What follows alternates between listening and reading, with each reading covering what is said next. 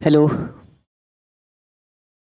स्वागत है आप सभी का हमारे यूट्यूब चैनल मगध एजुकेशन में। आप सभी के लिए मेरे भाई आज की जो हमारी क्लास है वो एसएससी सीजीएल के बारे में हम लोग पूरा कंप्लीट जानेंगे। एसएससी के बारे में, ठीक है। एसएससी के बारे में हम लोग कंप्लीट जानेंगे कि क्या एसएससी है, एसएससी सीजीएल क्या है, ठीक है। एसएससी सीजीएल क्या है, क्या चीज़ें हैं, उनसे कितने क्वेश्चन आते हैं, क्या सिलेबस है, क्या चीज़ें हैं, मतलब पूरा ओवरऑल जितना मतलब लगभग आपको डिटेल्स चाहिए वो सारी चीज़ें आज की क्लास में हम लोग डिटेल में सुनेंगे और समझेंगे, ठीक है। जो नहीं जानते हैं वो जानेंगे, अच्छे से समझेंगे चीज़ों को। हम लोगों का सबसे पहले तो क्या है, what is SSC CGL. CGL बोले तो कंबाइंड ग्रेजुएट लेवल, ठीक है जी। एसएससी स्टाफ सिलेक्शन कमीशन, ये होता है इसका full form combined graduate level, ठीक है। एसएससी जो क्या है चीज़ें हम लोग एक तरीके से समझेंगे, कैसे तैयारी करनी है बेहतरीन तरीके से हम लोग समझेंगे, ठीक है। तो सबसे पहले हम लोग जो देखें वो एसएससी क्या है। एसएससी सीजीएल बोले तो कंबाइंड ग्रेजुएट लेवल, ठीक है।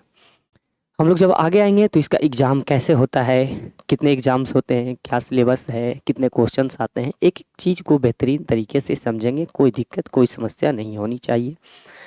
तो समझेंगे सबसे पहले एग्ज़ाम कब होता है, ठीक है। एग्ज़ाम कब होता है, एग्ज़ाम आपको नोटिफिकेशन, सबसे पहले तो नोटिफिकेशन आनी है भैया। हाँ जी, नोटिफिकेशन आएंगे। मैं इस साल की बात करूं, अगर 2025 की 2025 की बात करूं तो इस बार आपको जो नोटिफिकेशन जो देखने को मिलेगा वो अप्रैल तक देखने को मिल जाएगा। किसका, एसएससी सीजीएल।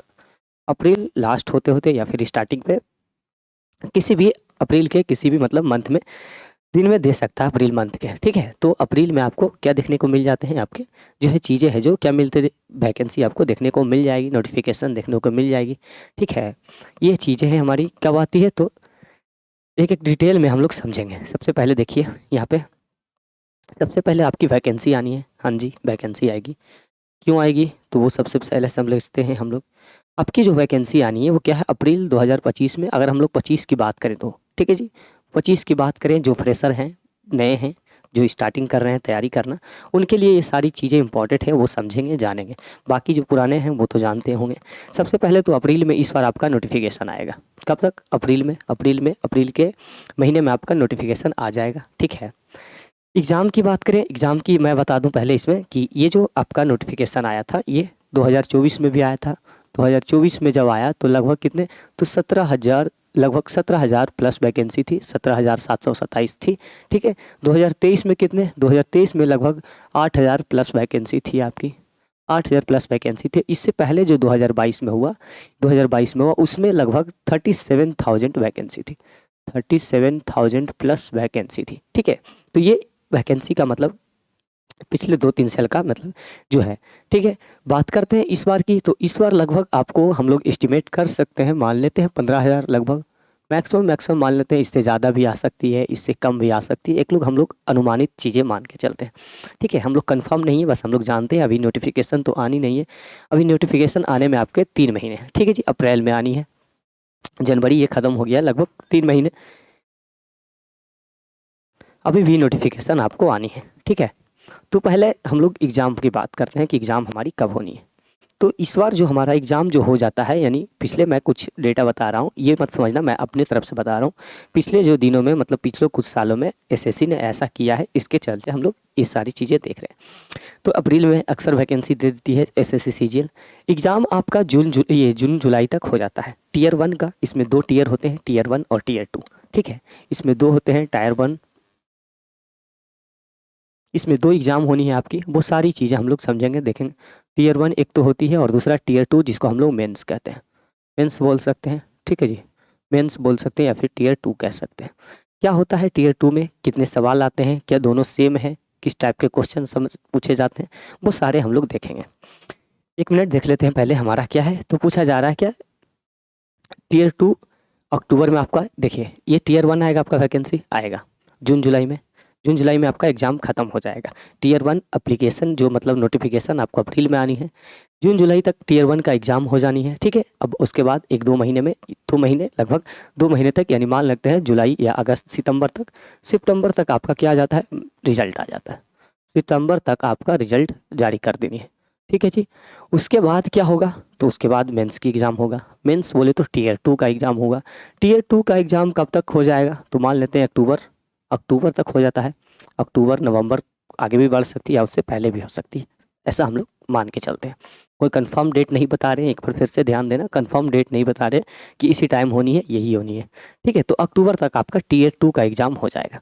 टीयर 2 बोले तो भैया मेंस, हाँ जी, टीयर 2 बोले तो मेंस, ये ध्यान देना। टीयर 2 मेंस, टीयर 1 टीयर 2 हो गया। उसके बाद टीयर 2 का रिजल्ट आएगा। हाँ जी, तो टीयर 2 का रिजल्ट आने में आपको लगभग 2 महीने तो हो ही जाएंगे, 1-2 महीने मान लेते हैं, हम लोग मानते हैं। तो लगभग दिसंबर टू जनवरी, यानी कि दिसंबर टू जनवरी तक आपके रिजल्ट आनी चाहिए, यानी कि लगभग 1-2 महीने में आपके रिजल्ट भी होनी जानी है। अक्टूबर तक, अक्टूबर नवंबर तक टीयर 2 का एग्ज़ाम खत्म हो सकता है। देन उसके बाद हम लोगों का रिजल्ट आने की क्या हो सकती है, घोषणा हो सकती है। ठीक है जी, घोषणा हो सकती है। और इसका जो पूरा कार्यकाल है, मतलब ये जो कंप्लीट जो अपॉइंटमेंट हो गया, ये सारी चीज़ें पूरा मतलब कंप्लीट जो मतलब प्रक्रिया होगा वो कब कब, लगभग फरवरी तक हो जानी है। ऐसा एसएससी का पिछले 2-3 साल का ऐसा मतलब रहा है। ठीक है, इस बार क्या रहेगा तो इस बार तो अभी कुछ नहीं कह सकते हैं जब तक नोटिफिकेशन ना जानी है। ठीक है, लेकिन हर बार हम लोग एस्टिमेटेड चीज़ को लेके चलते हैं। ठीक है जी, वो सारी मान के चलते हैं कि कब आएगी। ये कुछ डाटा है जो पिछले साल से मतलब हम लोग देखते आ रहे हैं। टीयर 1 आपको अप्रैल में आनी है। ठीक है जी, टीयर 1 नहीं, वैकेंसी आनी है यानी नोटिफिकेशन आनी है, जो कि डेट भी दे चुका है, आप कैलेंडर देख सकते हैं। ठीक है जी, कैलेंडर देख सकते हैं एसएससी के जाके वेबसाइट पे। तो वैकेंसी की बात करते हैं, हम लोग मान के चलते हैं इतना वैकेंसी आनी है। ठीक है, अब बात करते हैं हम लोग एलिजिबिलिटी की, कि सर क्या मतलब कितना एलिजिबिलिटी होना चाहिए, क्या एलिजिबिलिटी होनी चाहिए ताकि हम इस फॉर्म को अप्लाई कर सकते हैं, भर सकते हैं। तो सबसे पहली बात तो आप ग्रेजुएट होना चाहिए। ग्रेजुएट मतलब आपका ग्रेजुएशन कंप्लीट होनी चाहिए किसी भी स्ट्रीम से, कोई भी स्ट्रीम हो, साइंस हो, आर्ट्स हो, किसी भी स्ट्रीम से आप क्या कर सकते हैं, ग्रेजुएशन आपकी कंप्लीट होनी चाहिए। सबसे पहली और सबसे बड़ी बात क्या होनी चाहिए, आपकी ग्रेजुएशन है जो कंप्लीट होनी चाहिए किसी भी से, ये एलिजिबिलिटी है आपका। ठीक है जी, एज क्राइटेरिया क्या है, एज कि आप कितने साल तक भर सकते हैं। तो मैं बता दूं, एज क्राइटेरिया जो है 18 से लेकर 27 साल तक है, वो भी यूआर वाले के लिए, जनरल वालों के लिए। यूआर वाले के लिए कितना, 18 से लेकर 27 तक है। ठीक है जी, ओबीसी वालों के लिए इसमें 3 साल का रिलैक्सेशन मिल जाता है, यानी कि आप 18 से लेकर 30 साल तक के हैं तो फॉर्म को भर सकते हैं।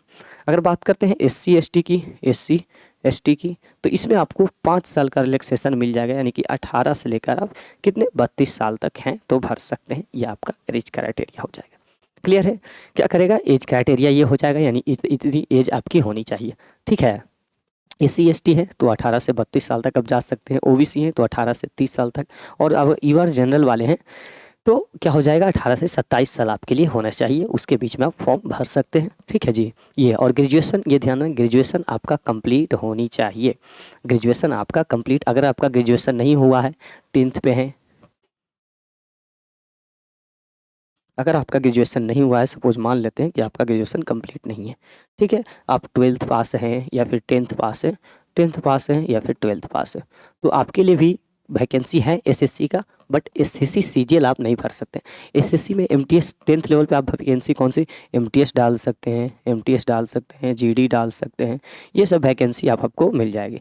12th लेवल पे कौन हो जाएगा, तो आप भर सकते हैं क्या, एसएससी सीएचएसएल को डाल सकते हैं, सीएचएसएल डाल सकते हैं आप, सीएचएसएल डाल सकते हैं, स्टेनो डाल सकते हैं। ठीक है जी, लेकिन आपको सीजीएल के लिए आपको क्या होना चाहिए, ग्रेजुएशन होना चाहिए, ग्रेजुएट होना चाहिए भैया, ये ध्यान देना, ग्रेजुएट होनी चाहिए आपको एसएससी सीजीएल के लिए। जो इस सीजीएल है कंबाइंड ग्रेजुएट लेवल, उसके लिए आपको ग्रेजुएट होना आवश्यक है, उसके बिना आप नहीं भर सकते हैं किसी भी स्ट्रीम से। ठीक है, अब हम लोग समझते हैं चीज़ों को बेहतरीन तरीके से, एक एक समझते जाना। ये हमारा पूरा सिलेक्शन प्रोसेस रहेगा, जो कि मैंने आपको बता दिया कि टीयर 1 नोटिफिकेशन आएगा, उसके बाद टीयर 1 का एग्ज़ाम होगा, टीयर 2 का एग्ज़ाम आपको क्या होना है इसके अकॉर्डिंग होगा। टीयर 1 एग्ज़ाम होगा, उसके बाद आपकी कट ऑफ आएंगी, ये आंसर की आती है, उसके बाद रिजल्ट आएगी, कट ऑफ होगी, कट ऑफ में आपका अगर क्वालिफाइंग है, ध्यान देना ये जो टीयर 1 है बस क्वालिफाइंग है, बस इसको आपको पास करना है। ठीक है, पहले जो बहुत इसमें टीयर 1 में पहले का कट ऑफ थोड़ा कम रहता था, लेकिन अब जो कट ऑफ जाने लगी है वो आपको मान के चलना है 150 से आपको 60 के बीच में स्कोर करनी है, तभी आप टीयर 1 को क्लियर कर सकते हैं।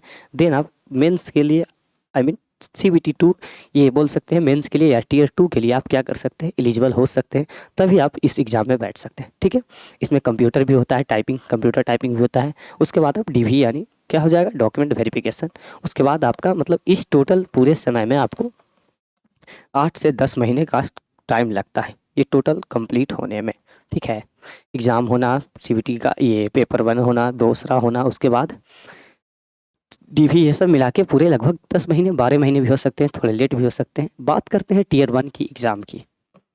टीयर 1 के एग्ज़ाम में कितने क्वेश्चन आते हैं, कितने सवाल होते हैं, किस सेक्शन से कितने सवाल होते हैं, उन सारे बातों पे चर्चा करने से पहले इस चीज़ों को देखना जो आपके सामने पड़ा है। वो जो कह रहा है आपका टीयर 1 का एग्ज़ाम है, जिसको हम लोग प्री बोल सकते हैं। ठीक है जी, प्री। इसमें आपको सेक्शन रहेगा 4। मैथ आनी है, रीजनिंग आनी है, जनरल अवेयरनेस आनी है, क्वांटिटी एप्टीट्यूड बोले तो मैथ आनी है, और इंग्लिश आनी है। ये 4 सब्जेक्ट जो हैं आपका, 4 सेक्शन जो आपको आनी है। सारे 25 क्वेश्चन रहेंगे। 25 क्वेश्चन किसी भी सब्जेक्ट का, टोटल मिला के कितना, 100 क्वेश्चन। किसी भी सेक्शन का 25 क्वेश्चन रहेगा, रीजनिंग का, जनरल अवेयरनेस का, क्वांटिटी एप्टीट्यूड का और इंग्लिश कम्प्रीहेंशन का। कितने, 25 क्वेश्चन आपको, 100 क्वेश्चन रहनी है। और प्रत्येक क्वेश्चन जो रहेगा 2 नंबर का रहेगा। प्रत्येक क्वेश्चन 2 नंबर का रहेगा, यानी आप एक क्वेश्चन सही करते हैं तो आपको 2 नंबर मिलनी है, यानी 25 क्वेश्चन जो रहेगा आपका 50 नंबर के। क्लियर है? 25 क्वेश्चन आपको कितनी रहनी है, 50 नंबर की रहनी है। दिख रहा है? दूसरी अगर बात करते हैं तो 25 क्वेश्चन ये फिर रहेगा 50 नंबर का, यानी अगर आप एक क्वेश्चन सही करते हैं तो आपको 2 नंबर मिलने हैं। लेकिन जैसे ही आप गलत मार्क करते हैं, मतलब आपका गलत होता है, एक क्वेश्चन आपका गलत हो जाता है, तो आपको 0.5 नंबर कट जाएगा। यानी जैसे ही आप गलत करते हैं चीज़ों, तो 0.5 मार्क्स आपके कट जाने हैं, और जब सही करते हैं तो आपको 2 नंबर मिलेंगे एक क्वेश्चन के। ठीक है, और प्रत्येक क्वेश्चन कितना रहेगा, 25 का सेक्शन रहेगा, 4 सेक्शन, 100 क्वेश्चन, 200 नंबर का रहेगा। ये टीयर 1 के लिए है। टीयर 1 के लिए, यानी बोल सकते हैं प्री के लिए। ठीक है, प्री के लिए आगे आएंगे। आपको टाइम इतना सवाल को करने के लिए, ये जो 100 क्वेश्चन आपके सामने थे, उतने सवाल करने के लिए आपको 1 घंटा का टाइम मिलेगा। कितना, 1 घंटा, ओनली 60 मिनट का टाइम मिलेगा। इसी में आपको ये सारे सवाल करने हैं। ठीक है जी, 100 सवाल आपको इस 60 मिनट में करने हैं। ठीक है जी, कितने, 100 सवाल करने हैं। देख लीजिए यहाँ पे 2 मार्क्स मिलेंगे आपको सही करने पे, और गलत होने पे आपको 0.5 मार्क्स है जो आपके कट जाएंगे। क्लियर है? हाँ, इंग्लिश में ये क्वेश्चन इंग्लिश हिंदी दोनों में मिल सकते हैं। आप तो इंग्लिश हिंदी दोनों में मिल सकते हैं, बहुत लैंग्वेजेज में मिल सकते हैं ये आपके क्वेश्चन। और ये जो आपका होगा एग्ज़ाम, वो मैं आपको बता दूँ, वो कंप्यूटर बेस होता है। सीबीटी होता है कंप्यूटर बेस्ड टेस्ट, यानी आपका एग्ज़ाम जो होगा ऑनलाइन होगा। ठीक है, या तो टीयर 1 का एग्ज़ाम हो या टीयर 2 का एग्ज़ाम, दोनों एग्ज़ाम आपके ऑनलाइन होने। ठीक है,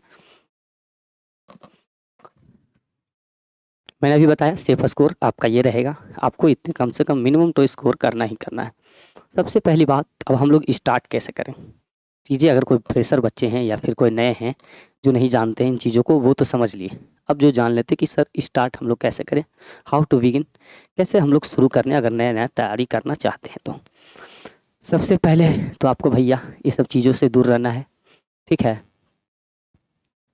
मन भटकाना नहीं है, एकदम कंसंट्रेट करके चीज़ों पे फोकस करके, नो इधर उधर देखा देखी। ठीक है, ओनली है जो अपने गोल पे कंसंट्रेट करते रहना है भैया। ठीक है, तभी आप चीज़ों को अचीव कर सकते हैं।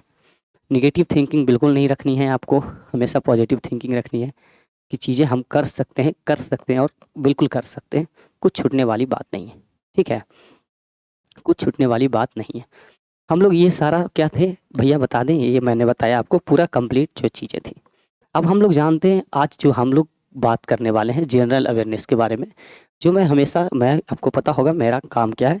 तो आपको जनरल अवेयरनेस में स्टैटिक जीके मैं कंप्लीट आपको बता चुका हूँ कि मैं स्टैटिक जीके का मैं टीचर हूँ और वही मैं पढ़ाता हूँ।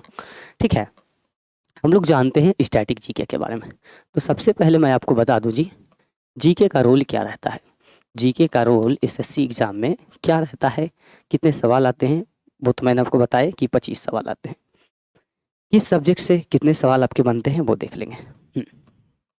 अगर आप किसी भी एग्ज़ाम का 2025 के एसएससी का एग्ज़ाम को आपका टारगेट कर रहे हैं, एसएससी एग्ज़ाम को 2025 एसएससी एग्ज़ाम को, तो वो उसके लिए मैं आपको बता दूं जी कि आपकी जो जनरल अवेयरनेस है वो तो मैंने सारी बता दी कि आपको भैया 25 सवाल आएंगे सारे के। ये देखिए यहाँ पे, ये तो मैंने आपको सारी बताई, 25 सारे के सवाल आने हैं।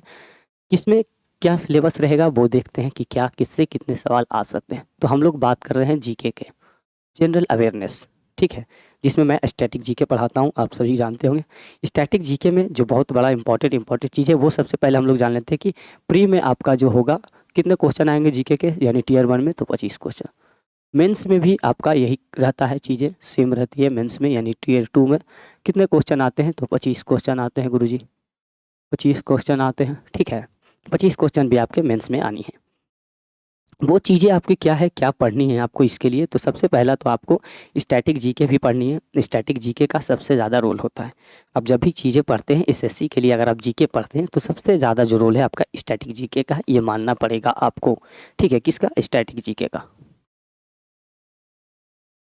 स्टैटिक जीके का पिछले कुछ एग्ज़ामों में, मतलब पिछले कुछ सालों में स्टैटिक जीके ने एसएससी में 6 से 8 क्वेश्चन मिनिमम देखने को मिलता है भैया, समझ लीजिए। अगर इसको आप नहीं करते हैं तो चीज़ें आप जीके में स्कोर नहीं कर पाएंगे। यानी 6 से 8 क्वेश्चन, कभी कभी ज़्यादा भी हो सकता है, कम भी हो सकता है, लेकिन इससे मतलब कम तो होना ही नहीं है भैया। ठीक है, और बाकी आपका जो सिलेबस है, यानी उसके बाद इसका जो वेटेज है पॉलिटी का आपको कितने, 2 से 3 क्वेश्चन, ये मान लेते हैं एवरेज जो मान लेंगे हम लोग 3 से 4 क्वेश्चन। 3 से 4 क्वेश्चन पॉलिटी के आने हैं, सारे एवरेज है भैया, एस्टिमेटेड है। ये मत समझना कि 6 बोल दिए तो 6 ही आएंगे, 8 बोल दिए तो 8 ही आएंगे, ऐसा कुछ नहीं है। ज़्यादा आ सकते हैं, कम आ सकते हैं, वो चीज़ें हैं जो हमेशा वैरी करते रहेंगी। पॉलिटी का उसके बाद हम लोग ज़्यादा जो वेटेड रहता है वो हिस्ट्री का रहता है। हिस्ट्री के कितने क्वेश्चन आपको आ सकते हैं, तो वो भी है जो आपका 2 से 3 आ सकते हैं। 2 से 3 क्वेश्चन मिनिमम तो 2 से 3 क्वेश्चन आपको देखने को मिलते हैं।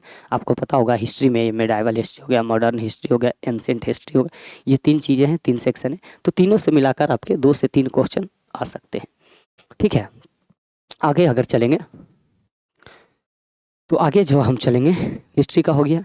मान लेते हैं ज्योग्राफी, जो सिलेबस है आपका, ज्योग्राफी से आपको 1 से 2 सवाल देखने को मिल सकते हैं। एवरेज हम बता रहे हैं, ऐसा नहीं है ज़रूरी है एवरेज यही आएगा। इकोनॉमिक्स भी आपको पढ़ना पड़ेगा, वो भी आपका 2 से 3 क्वेश्चन देखने को मिल जाएगा। इकोनॉमिक्स के भी 2 से 3 क्वेश्चन, और बहुत अच्छे सवाल आते हैं इकोनॉमिक्स से।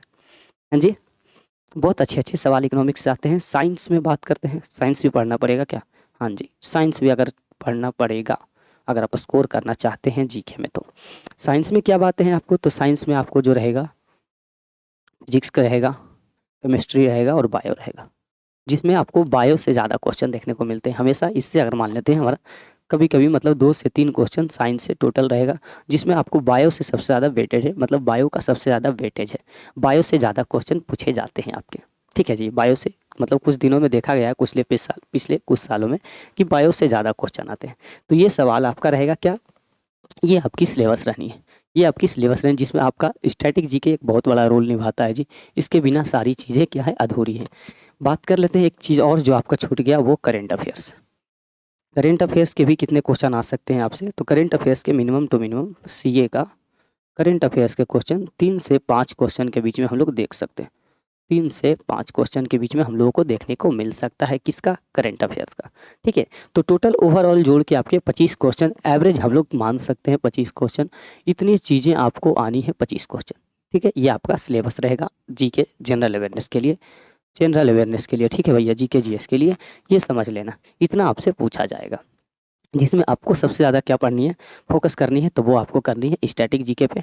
ठीक है, और बाकी तो चीज़ें बहुत अच्छी हैं, मतलब इस पे तो आप सिलेबस पढ़ना ही पड़ेगा, बिना इसके कुछ नहीं होगा। अगर आप किसी भी चीज़ को इसमें से स्किप करते हैं तो शायद कम स्कोर कर पाएँ, अच्छा स्कोर ना हो पाए।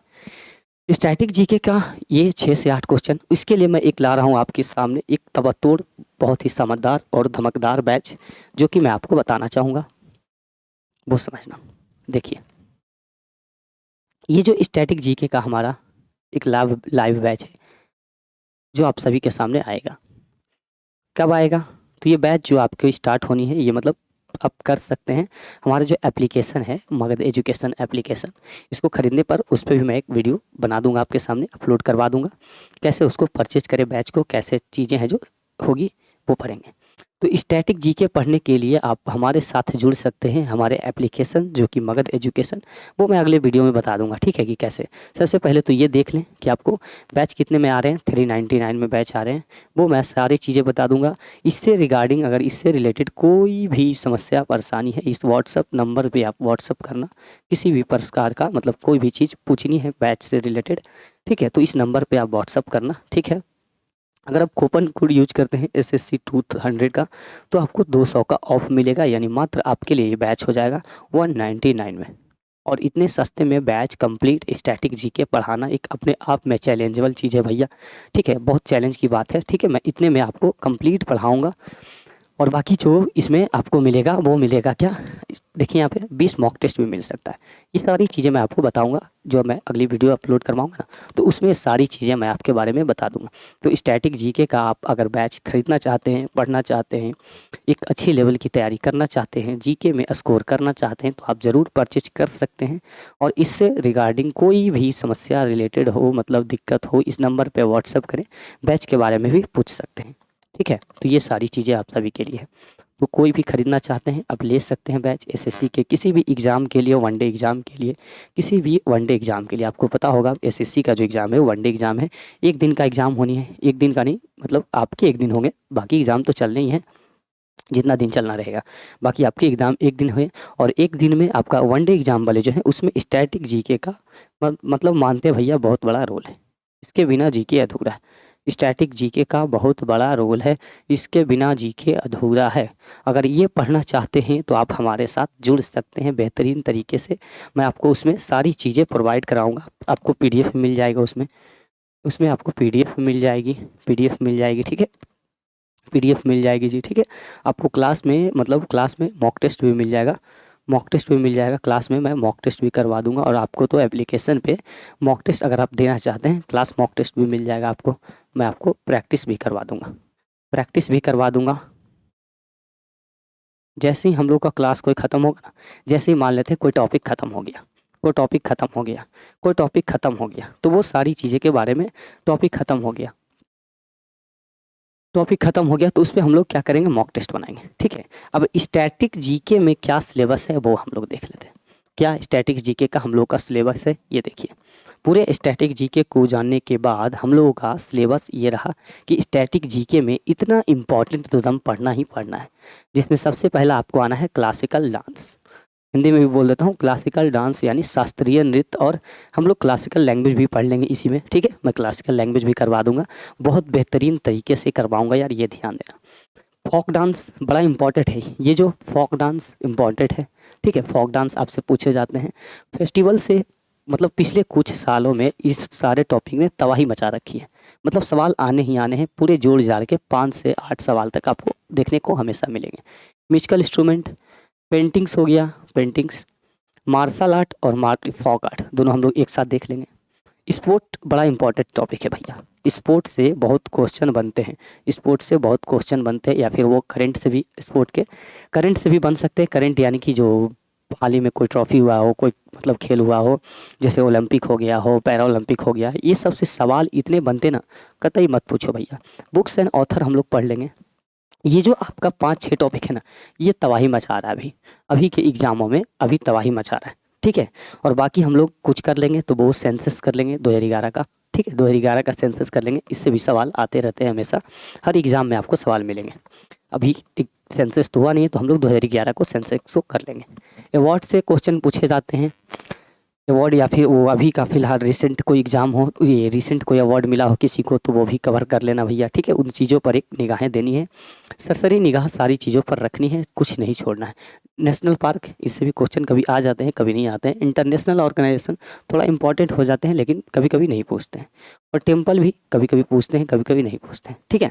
तो इतना जो है ना, ये चीज़ें हैं जो तबाही मचा रही है अभी फ़िलहाल के कुछ दिनों में, कुछ महीनों में, कुछ सालों में, एग्ज़ामों में, किसी भी वनडे एग्ज़ाम में आनी ही आनी है। कोई भी SSC का कोई एग्ज़ाम हो, ठीक है, स्टेट एग्ज़ाम हो, किसी भी चीज़ के लिए आप ले सकते हैं।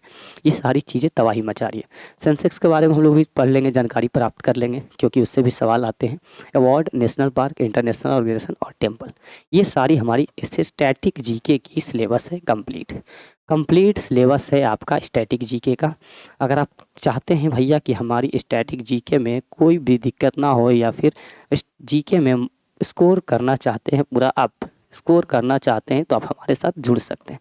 ठीक है, जुड़ सकते हैं, हमारे साथ जुड़ सकते हैं। और बाकी मैंने आपको बताया कि ये आपका चीज़ें हैं, यहाँ से आप देख सकते हैं, ये आपकी चीज़ें हैं।